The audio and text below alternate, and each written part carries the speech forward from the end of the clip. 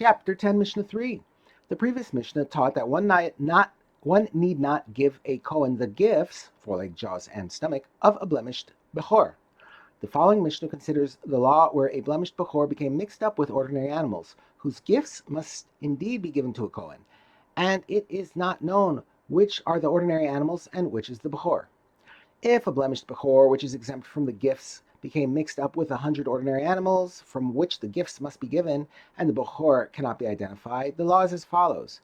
When 100 people slaughter all of them, that is, if each animal is owned by a different person and each owner slaughtered his animal, we exempt all of them from giving the gifts.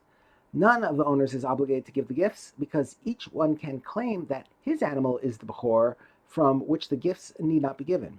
However, if one person slaughters all of them, that is, one person owns all the animals, and he slaughters all of them, we exempt him from giving the gifts of one animal, but he must give the gifts of all the other animals. Since only one of his animals is a Bechor, and the rest are ordinary, he must give the gifts of all of them except one. The Mishnah lists other cases in which one is exempt from the obligation of the gifts. If someone slaughters an animal for a Kohen or for an idolater, that is, he slaughters an animal owned by a Kohen or an idolater, he is exempt from giving the gifts to a Kohen, because only the animal of Yisrael, i.e. a Jewish non-Kohen, is subject to the law of the gifts, and not the animal of a Kohen or an idolater.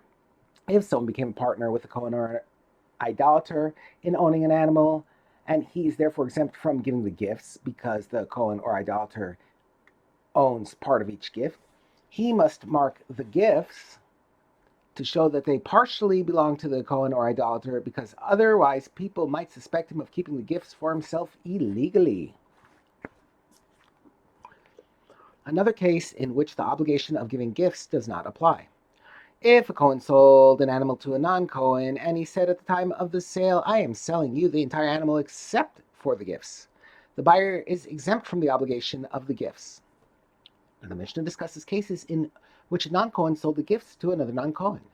If someone said to a butcher, "Sell me the innards of this cow," and the gifts, i.e. the stomach, were among them, the buyer must give the stomach to a Kohen, but the seller does not have to deduct its value for him from the price. Since the buyer knew that the stomach was among the innards and that it would have to be given to a Kohen, he was surely aware that the price did not include the stomach.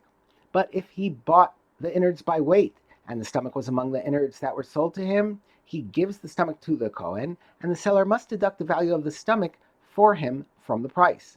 In this case, where he was paying for a certain weight of innards, the price covered everything, including the stomach.